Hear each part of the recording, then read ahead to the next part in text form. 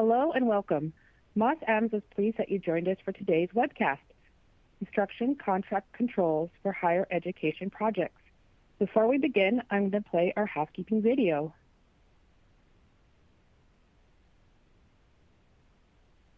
Welcome, and thanks for joining.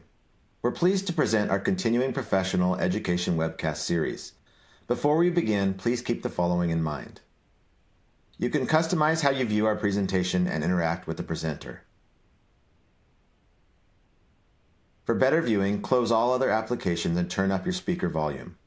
You can adjust window size and placement or enter full screen mode using the controls at the top right of the window or dragging the bottom right-hand corner to resize. At the bottom of your screen, you'll see a series of icons that relate to a different aspect of our session. You can download a PDF of today's slides from the Slide Deck and Handouts widget. You can ask questions by typing in the Q&A window and clicking Submit. We'll do our best to answer all questions or follow up via email. If you experience technical difficulty, refresh your browser by hitting the F5 key. Today's session offers 1 CPE credit. To receive credit, you must meet the National Association of State Boards of Accountancy requirements. You must attend at least 50 minutes of the session and respond to at least 75% of polling questions. To participate in the polls, please check the button next to your answer within the slide window and click Submit.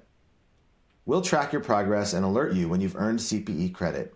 You can then click the certificate icon in the CPE Progress widget and download your CPE certificate. Don't worry if you can't download your CPE certificate today. We'll email you a copy in 2 weeks. If attending this webcast in a group, you must complete our group CPE attendance sheet, available in our Slide Deck and Handouts widget to receive credit. Please have all group members sign it and send only 1 sheet per group. CPE credit can only be awarded to participants registered as themselves and isn't available for participants who view the on-demand version. This presentation is not legal, investment, or accounting advice. We encourage you to seek the counsel of a professional service provider to apply this content to your specific circumstances. We have a couple of great presenters with us today from Moss Adams. Please welcome Bacchetti, partner, and Charnee, Foston, senior manager. Their bios and contact information are located in your webcast console. And now I would like to turn the floor over to the presenters to get us started. All right, thank you very much. Can you hear me? Loud and clear. Great. All right, well, good morning, good afternoon, everyone. We are very excited to present on today's topic. Before we dive in, just a quick overview of our firm. We're a large national CPA firm, including assurance, tax, advisory, wealth management services. Today, we're focused on higher education and construction advisory services, where we have a dedicated team that does all things higher ed construction advisory services, including construction audits, process improvement, policy procedure development, reporting. Today we'll be primarily focused on the construction audit service line, and I will pass it over to Charnee Foston.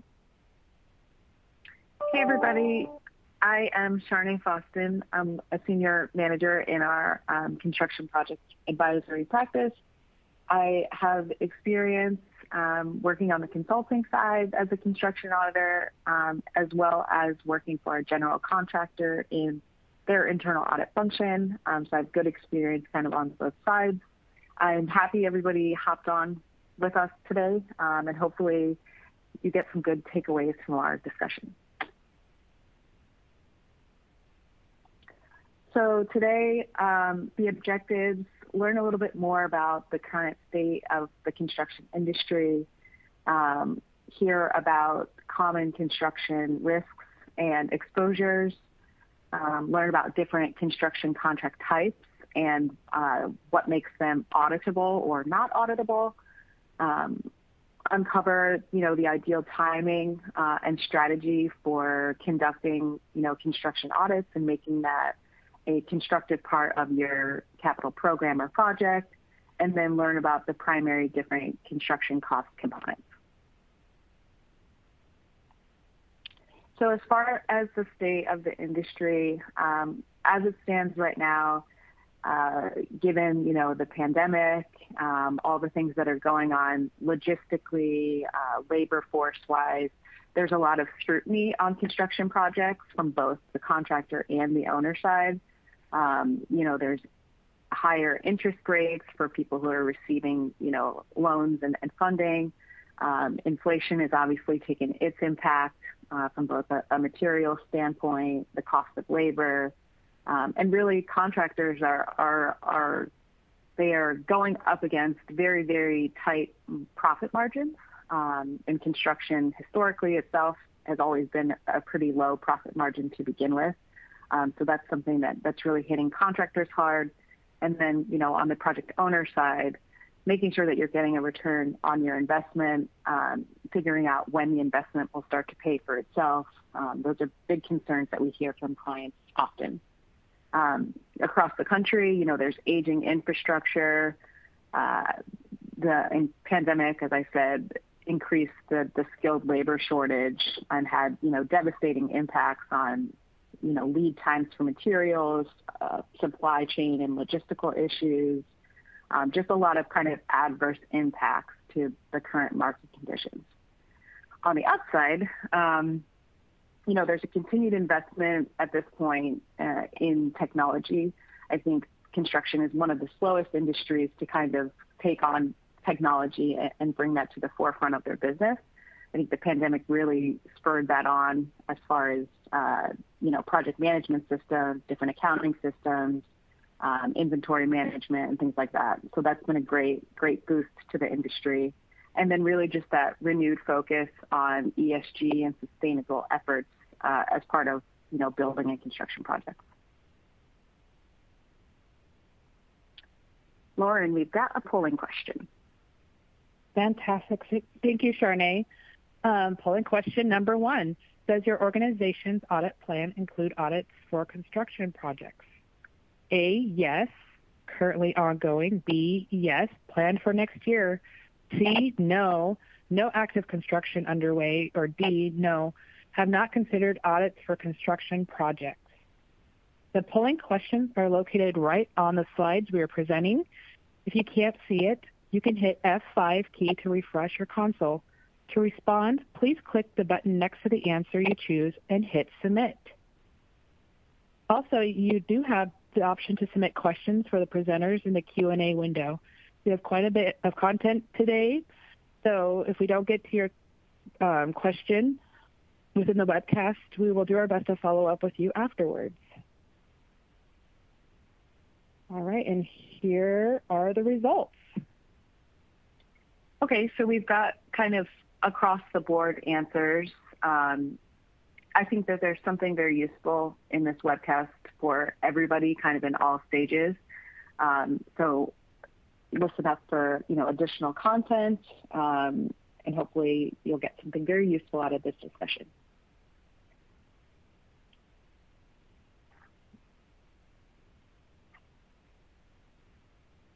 All right. So common construction program exposures. I won't go through this entire list, but just want to highlight some of the common ones. Our group does about 75 construction audits per year. I think program reporting is a big issue where maybe the reporting is a little bit siloed, different departments or parts of the organization aren't understanding current financial status, pending change orders, updated schedule parameters, which could create operational impacts. Cost escalation has been a common instance on many of our construction audits where who's in charge of the cost, and the answer is it depends on the contract terms.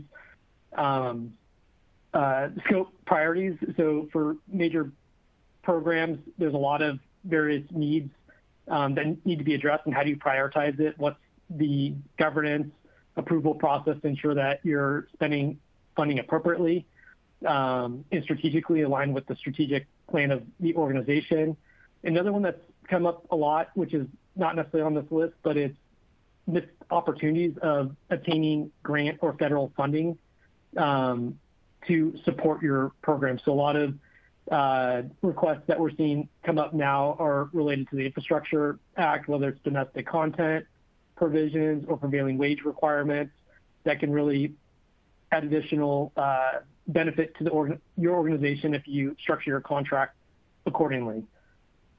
And then finally, just unfavorable contract terms. This is a really common one where if you don't have a really experienced team or good contract definitions, that you could have unfavorable terms and controls that result in gray areas, disputes, schedule delays, etc.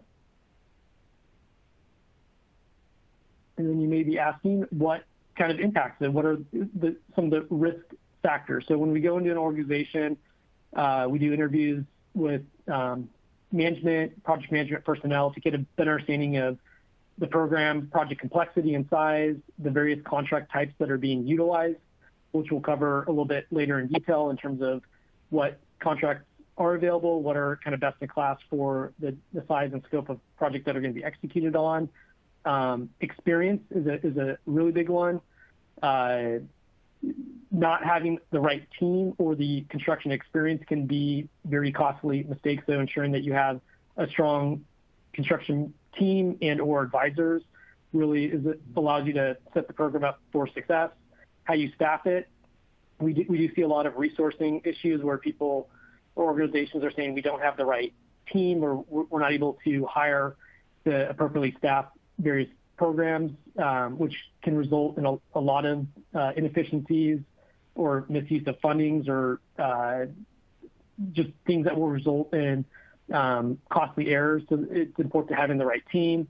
For projects that are large, ensuring that you have the right to audit clause, which allows you to validate compliance with the contract terms, et cetera. So whenever we go into an organization and look at a program and or project, these are some of the common risk factors that we evaluate to say, hey, where are the risks within this program and how do we come up with an audit plan to mitigate those risks? All right, and on to our next polling question. Over to you, Lawrence. Yep, thanks, Stephen. Polling question number 2. What concerns you most about your organization's construction projects? A, budget. B, schedule. C, scope and change orders. D, compliance. E, all of the above. F, none of the above. As a reminder, if you would like to receive CPE credit for today's webcast, you will need to respond to at least 3 of the 4 polling questions. And we'll give everyone a few more seconds here to respond.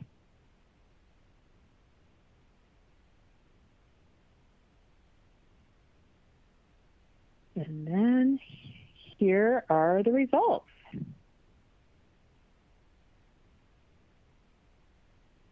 Great. So budget, schedule, scope, compliance are all common factors. Given kind of our experience, if any of these are not addressed, that could really undermine the success or the perceived success of our project. So I think all of the above. We've seen instances where projects have been on budget, on schedule, but have compliance issues, and that's considered kind of a big factor for the project may be considered not successful or schedule delays, but everything else was by the book. So really ensuring that you have budget, schedule, scope, compliance, all these considerations factor in to your program and kind of audit program of the project are critical to making sure that your project is as successful as it can be. All right, over to you, Charnee. Perfect. So common questions. So one of the services that we provide fairly regularly to clients are contract consultation reviews. That's essentially where we, review an existing template of a construction contract that you plan on using for a project, and we kind of try to enhance, clarify, and give guidance to you on some recommended changes to improve from a control standpoint and a cost of work standpoint. So these are some questions that we always think about as we consider that process, and that we recommend, our clients also undertake and think about as they plan. So confirming that your contract has favorable pricing and controls, How do you establish, what favorable pricing is, what is the risk tolerance of your organization, and what controls can you implement to help you guys kind of meet an appropriate risk mitigation strategy. What's the process look like for approving design, construction budgets, spending and forecasting for project funding? How do you manage and monitor, the elements that Stephen was just kind of discussing, the cost, the budget, the scope, and the schedule? Is there an ability to audit and validate contractor charges? What does that look like? When does that take place? What expertise is kind of required to do that? As far as authorization, who has the ability to sign contracts and purchase orders, change orders, payment, or change order controls? Outside of that kind of authorization aspect, you also want to focus on the change order process. So what does that look like at your organization internally? How do you want that to look for a contractor? What steps do you want them to follow? How much control would you like a contractor to have? What triggers, the need for you guys to review and approve changes? And these are some things that we'll talk about, as we go through the presentation, but just some things to kind of think about and questions that you should have, in the forefront of your mind as you prepare your contracts and understand, all these different components. Compliance with government requirements, I think that goes without saying. And then, a successful closeout and turnover of the project, focusing on making that a smooth transition. And then also what that looks like for you guys as you turn it over a facility or a building or an academic, institution. What does that look like as far as the timing of turnover? Because, school may be actively in session, but then also from a maintenance and operations standpoint, making sure that you have the correct staffing on board. So there's a lot that goes kind of into the questions, and these are kind of the baseline, but just things to help set you up to be successful as you kind of navigate throughout the course of the construction project. So contract types. So these are 4 main construction contract types. There are plenty, and there are different combinations of them. The 4 primary that we kind of see are lump sum, which is also sometimes referred to as stipulated sum, time and materials, which you'll hear as T&M oftentimes, cost plus, and that will usually be plus a fixed fee or a percentage fee, and then guaranteed maximum price. So I'm going to kind of go out of order a little bit from what we have on the screen. So from an audit standpoint, what we typically see are cost plus and guaranteed maximum price type agreements. Those projects are typically your larger projects, and they don't have a scope that is very well defined. So it's not like say you have an elementary school and you have a county that has 5 elementary schools and they all have the same footprint, they all have the same build out. That's not an ideal scenario to use a cost plus, because you know very clearly what the scope is, what the square footage is, what your budget will be, and you've got historical kind of cost data to say, okay, this is what this has costed us in the past. We're going to add an escalation factor to that, and we're going to say that that's our new budget. Guaranteed maximum price and cost plus contracts kind of vary from that because they don't have that defined scope. It's not a project that you guys build often, or a project that may be unique in scope and size, or even kind of the project delivery method may be unique. So these types of projects allow for contracts to be audited, and that means that the contractor has to provide all their books, their records, drawings, labor reporting, they've got to provide, supporting documentation for all of their change orders. They basically have to have that open book type agreement with you so that you can review the cost, you know what you're actually paying for, and they have very clearly defined markup percentages for fee or overhead and profit, as some contractors will call that. A guaranteed maximum price is the ceiling price that you will pay for a job. So if you don't want to go above, $300 million, let's say, that is your guaranteed maximum price, and the contractor's job to work within that price. It only gets modified via change orders, which we will talk about in a little bit. Cost plus agreements, very similar, like I said, to GMP agreements. The only kind of difference there is it doesn't have that defined GMP to say that this is the cost ceiling. So cost plus could be an infinite number unless you apply a cost plus fixed fee with a GMP, which is something that we commonly will see. Time and material contracts are usually for smaller, quicker projects. So if you're doing renovations in your office building and you want everything painted or you want new flooring put in, that oftentimes is done on a T&M basis. Those projects are not very well defined in time, but they're usually relatively short, like 6 months or less. So that kind of helps you cap the price just because the timing is very short. T&M contracts are good, like I said, for that type of work. Those are contracts where the unit rates, so pricing for labor and pricing for material should be set within the contract, and you're utilizing that as the basis for any cost that's incurred for the duration of the project. Lump sum is kind of on the opposite end of the spectrum.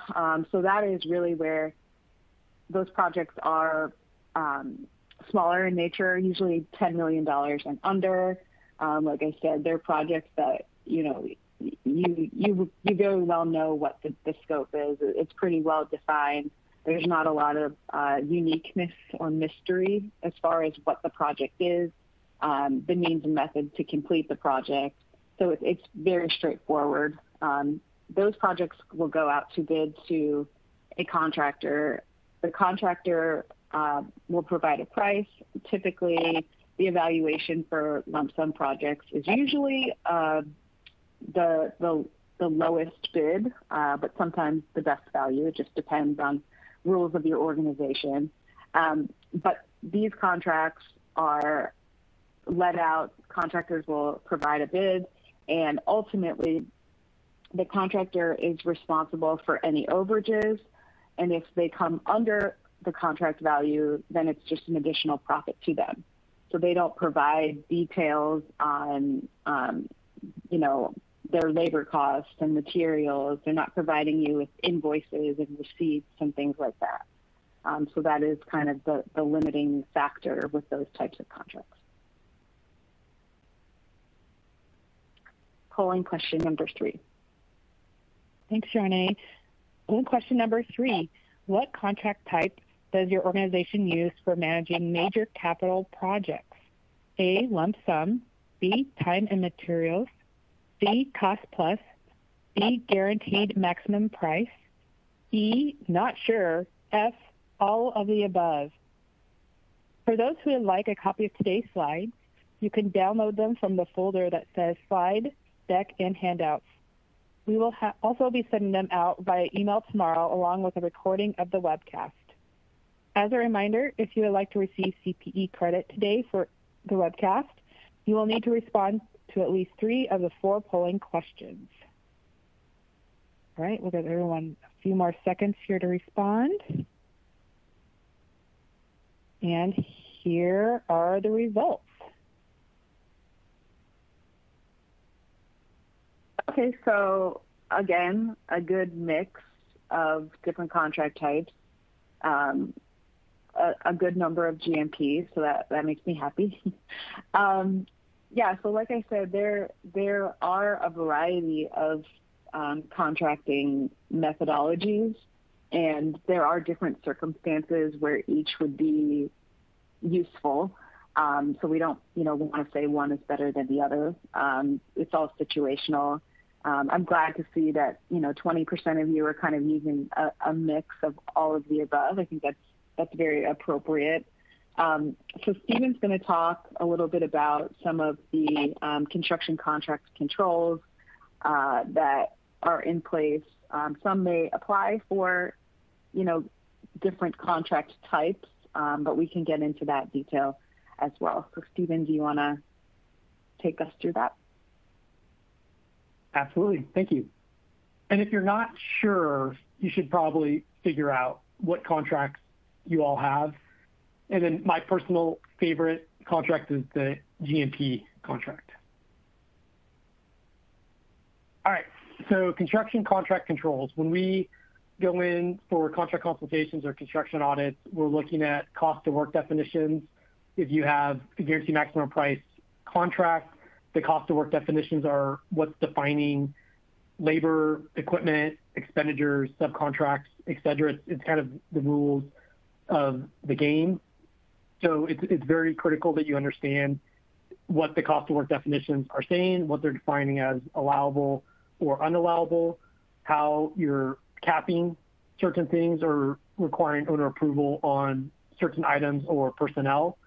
Fees, making sure that it's really clear how fee markups are calculated, and defining what's excluded from the fee markup calculation, general condition costs, what's defining the personnel that are allowable, project management personnel specifically, what are items considered allowable within general conditions. It could be trailers, it could be software, et cetera. So really understanding what is defined in general conditions in the cost of work definitions is critical. Labor and labor burden, which we'll go into a little bit more detail, but really understanding, are you using rates? Are you doing actual? If actual, how are you controlling labor burden? What's included in that? Are those percentages lined up with market, and are they market competitive? If it's fixed labor rates, what's included in it? So really understanding what is in the cost of work definitions, how things are defined, so that you don't have charges that you may feel are not per the contract, et cetera. So there's good definitions that we'll go through many of them a little bit later on. How do you control equipment, for example, or change orders, or making sure that you have the right insurance and bond provisions, et cetera. So this is just kind of a list of things that when we go in, we're looking to ensure clear definitions and good contract controls. And these kind of procedures or discussions benefit both the owner and the contractor. From just doing our procedures, the owner doesn't want surprises, the contractor doesn't want surprises. So when you're in the planning stages of the contract negotiation, really ensuring that items are clearly defined for both parties really supports a good successful project for all parties. And then finally, the right to audit clause, which is our favorite provision. It just really allows for owners to say, hey, we're able to pull whatever data is necessary for us to validate compliance with the contract terms. And then this is a good provision also for the contractor, so that they have a good understanding of what the expectation is for contracts that are guaranteed maximum price, for example, just so that they kind of have the team ready to go with the monthly substantiation, so that the owner is able to say, hey, yeah, these costs are compliant with the contract and are not excessive. All right, for our first deep dive, we'll go into fees and general conditions. So fee is generally a percentage of the total contract value, or fixed based off the total project size. We like when it's a percentage of the cost of work defined, so that you can kind of control how much fee is being charged on a monthly basis.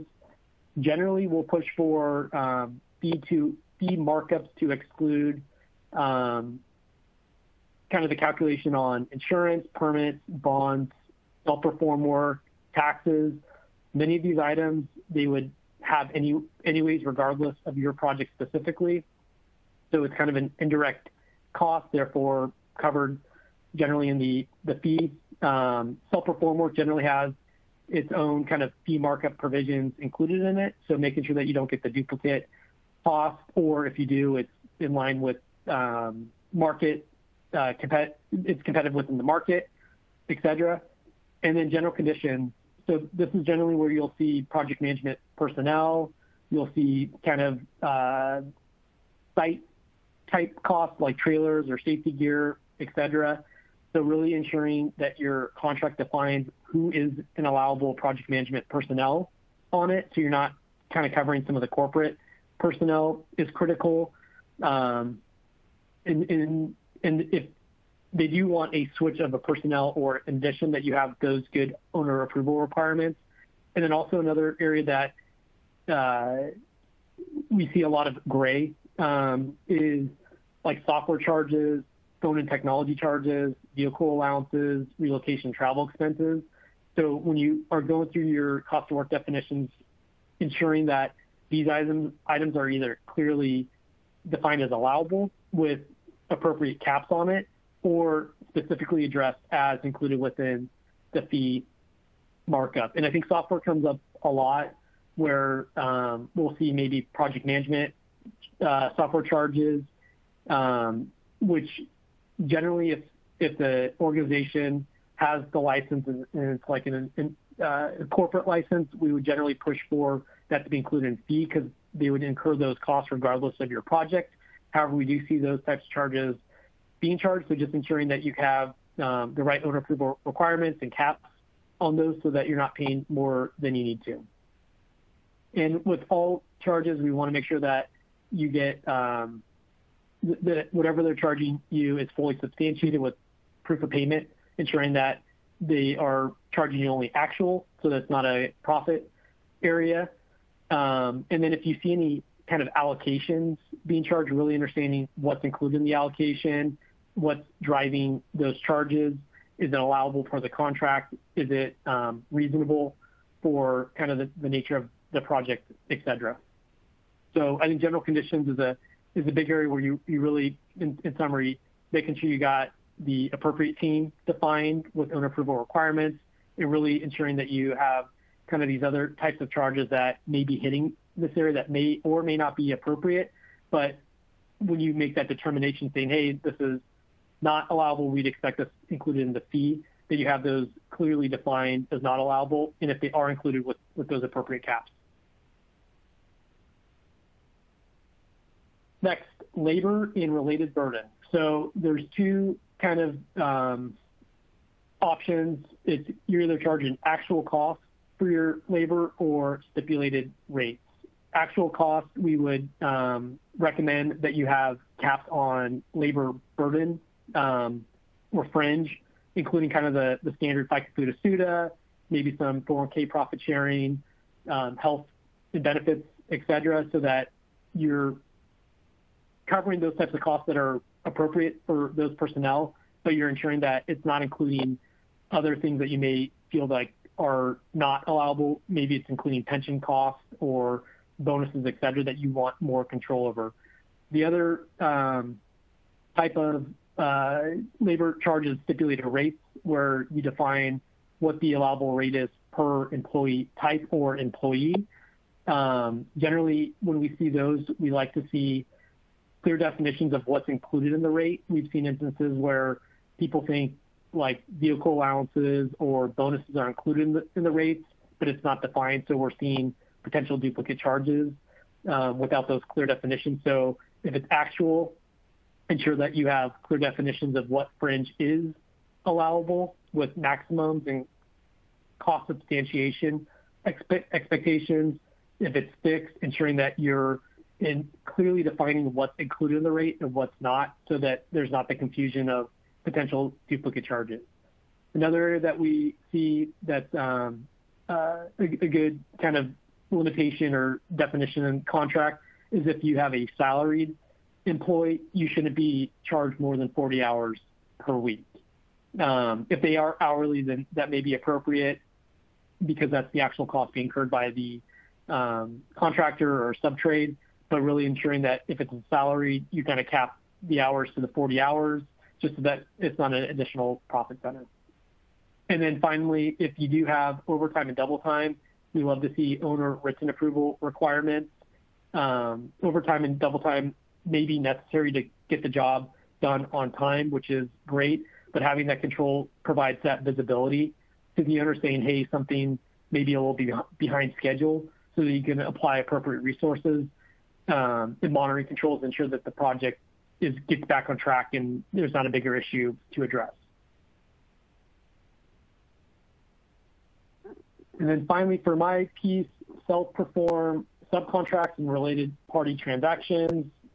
We see self-perform happen, and it's not a bad thing. Sometimes it's the less expensive option with the better team. So if you have self-perform potential work being performed by the contractor, we'd ensure that you get a competitive bid process and being more a part of that process, making sure that it's competitive, it's fair for the marketplace.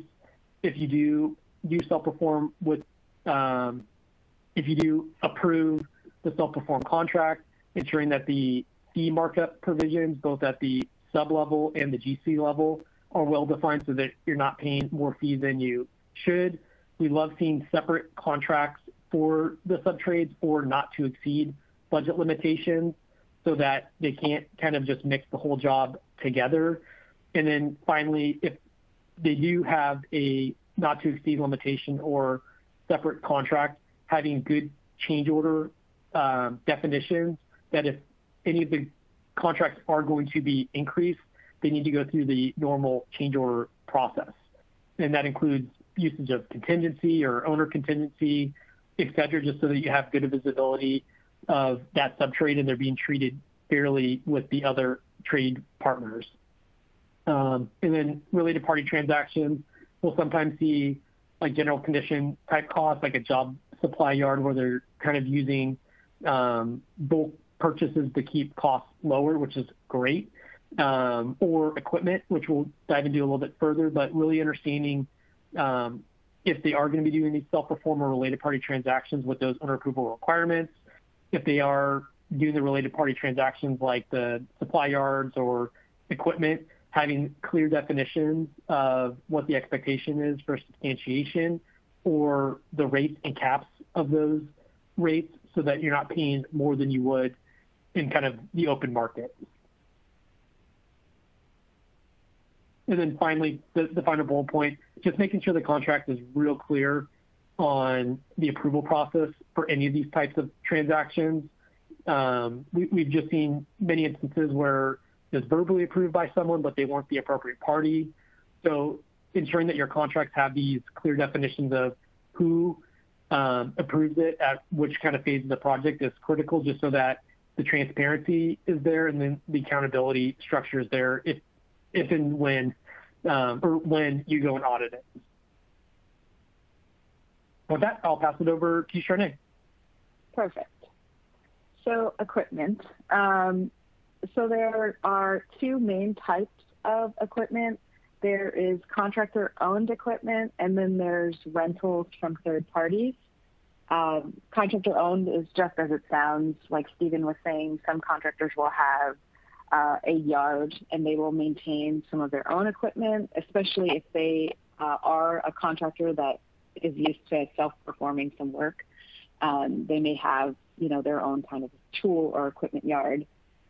Third-party rentals are going to come from those outside organizations like United Rentals or Sunbelt, and they're usually going to provide some of your, more heavy-hitting type of equipment as far as like cranes and bobcats and different things like that.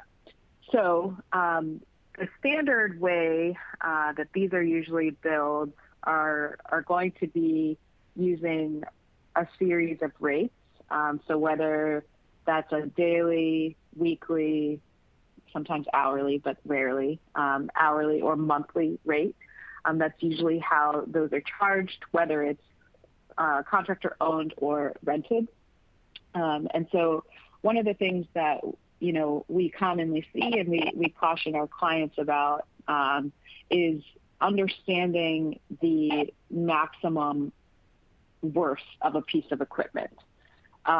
So a monthly rental rate should be stipulated within the contract. That's something that we always recommend. That way there are no surprises. It's understood, the value as well as the quantity of time that you're paying for that piece of equipment. And making sure that those monthly rates are actually backed up and supported with published rental rate information or local prevailing rate information. And that's really critical. It's typical for equipment to obviously have a fair market value. And that's not necessary to say that, your organization should pay 100% of that value.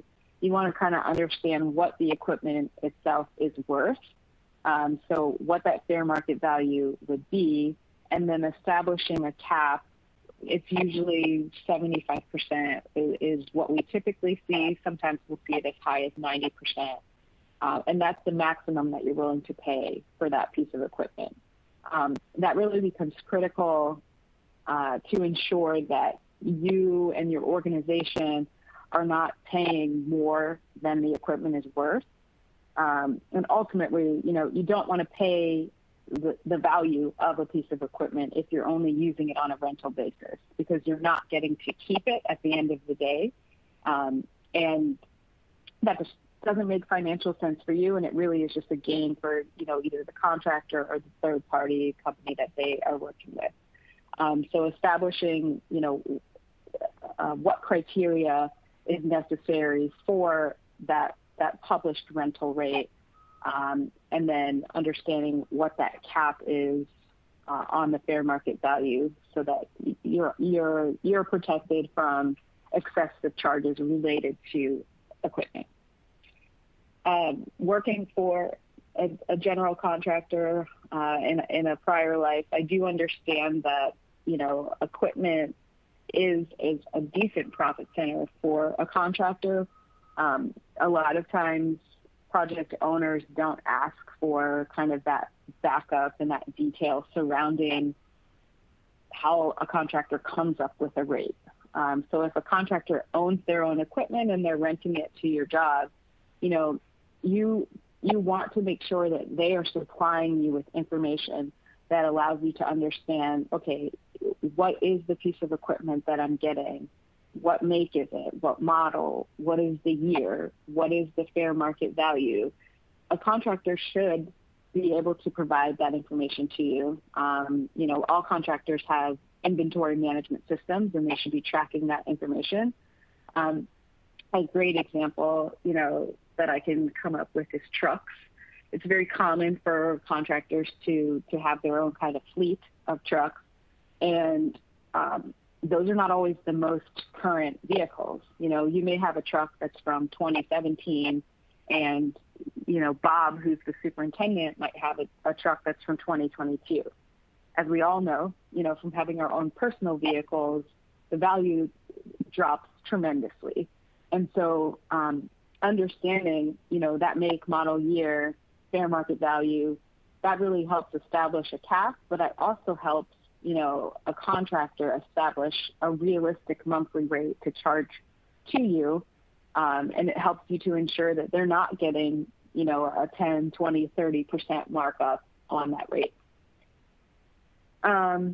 Equipment that is being used on site typically should be approved by the project manager. And that is on the owner's side. So on your side, if you have a project manager or somebody who's overseeing the construction, maybe like a director of facilities or something like that, then you want, them to be approving any equipment that is on site, making sure that the rates themselves exclude maintenance. And if they are charging maintenance, make sure that it's at set, stipulated rates. I can't tell you how many projects we've looked at for different organizations, and they're charging for car washes is common, tire replacements are common, things like that, which are really just kind of their regular wear and tear. That should be, either their cost or there should be, a set allotment for that within the budget. Stephen touched on that, but computers and software, just making sure that if those are categorized as equipment or those kind of internal, a lot of times we'll see internal invoices for them because a lot of software is based on like licensing and things like that. And every individual has a computer that's shelled out to them and they, have that on lease for 2 years or 3 years or whatever their cycle is. Making sure that, you understand what those pieces of equipment are or what those softwares are and how they relate to your project. A lot of times what you'll see are just allocations of different softwares, systems, and technologies. So I'll include, the kind of hardware in there as well. You'll see that just allocated across a contractor's entire portfolio of projects. And that really is just their way of making sure that they don't have any overhead costs that hit their books in these areas. That is not necessarily meaning that they're using these pieces of equipment or technology or software on your project. And then, the last bullet, just making sure that all the costs are fully supported and caused by the project. That's a major thing that helps cut down on some of those more generic overhead-related costs, is having that language in your contract that says, directly attributable to the project.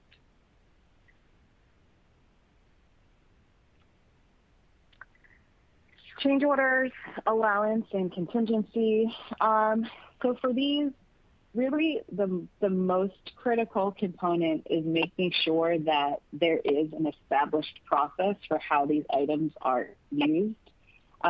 So change orders are the way of modifying the scope of the project. So that could be an increase in scope, that could be value engineering something out of the scope, that could be we need more time or we need more money.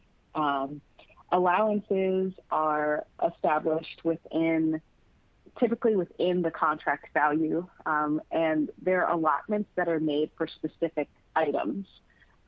So let's say you're in the middle of building out a dormitory and you're not entirely sure of what flooring you want and you're not sure of what light fixtures you want.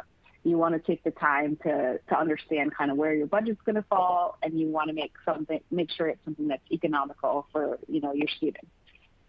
That is something that you can set an allowance for, an allowance for lighting, an allowance for flooring, and have a dollar value set to it and budgeted and set aside, and make those decisions at a later point in time, and you can utilize that money to fund that.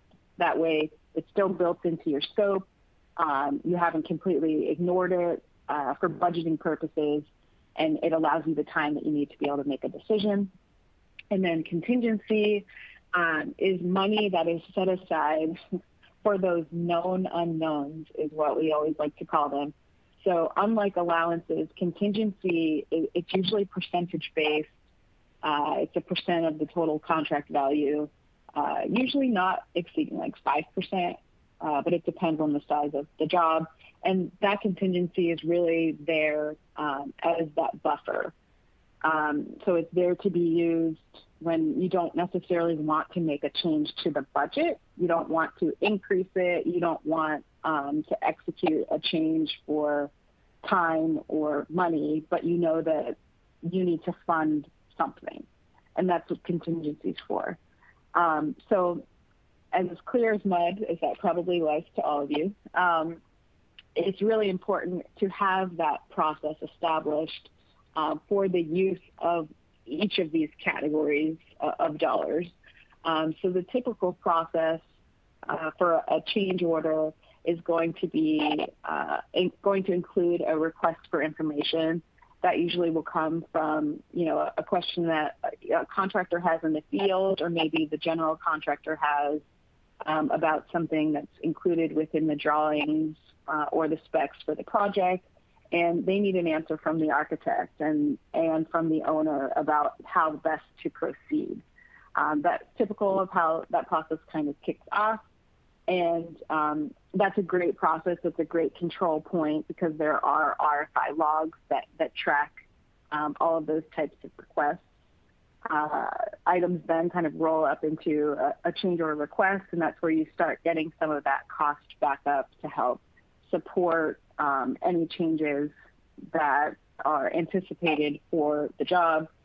And then ultimately that rolls up into an owner or prime contract change order, which will go to the owner for signature. Like I said, each one of these categories of cost need to be supported with cost documentation. You very clearly need to understand what the scope of the change is and who is responsible for that change. That's also a critical component of evaluating how you will utilize a change order versus contingency versus allowance, or maybe none of those. Maybe it's something that's not the responsibility of the owner to bear. Making sure that there is an approval process that's established for the use of any of these is critical, and understanding that everybody is on the same page. So that's owner, architect, engineer, general contractor, making sure we get that written approval. That's a critical component before the work takes place. And then obviously kind of goes without saying, but we do see it often, don't pay for like damage or errors or things that should be back charged to other contractors throughout the course of the job.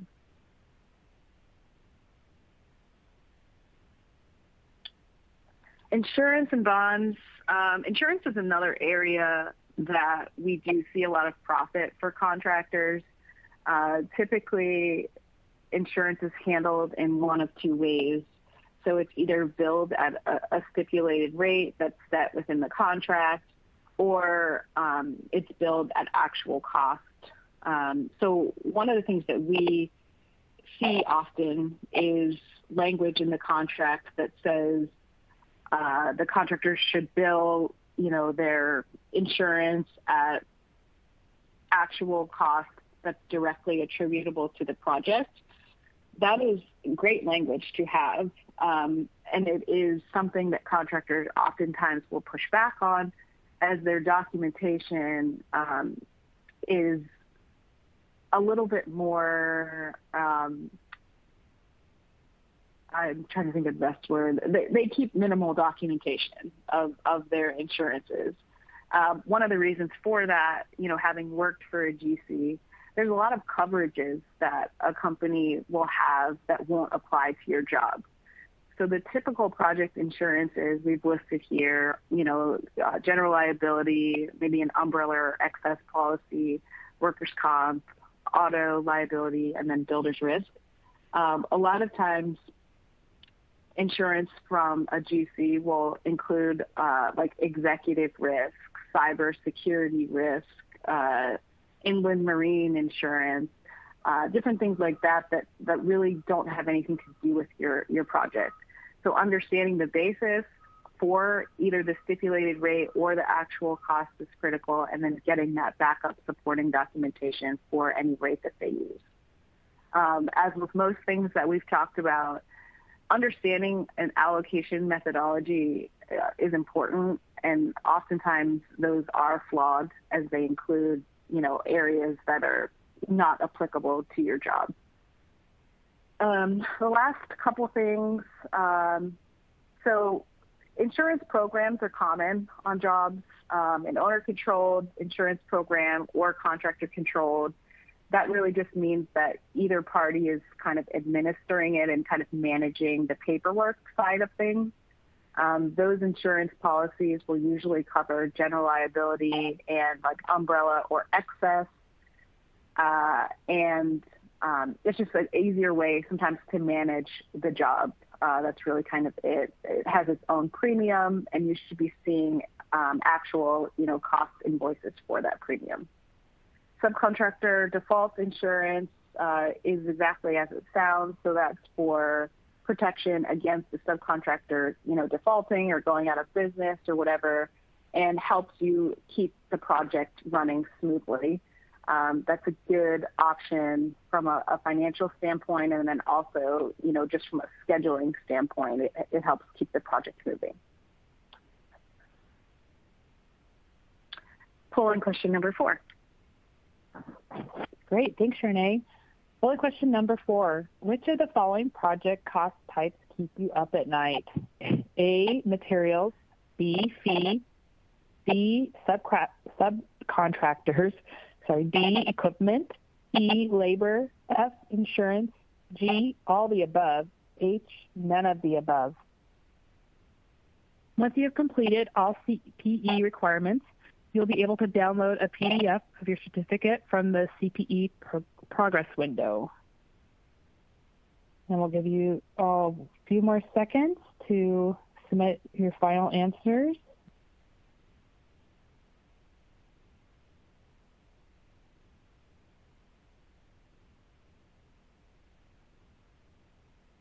All right, here we go.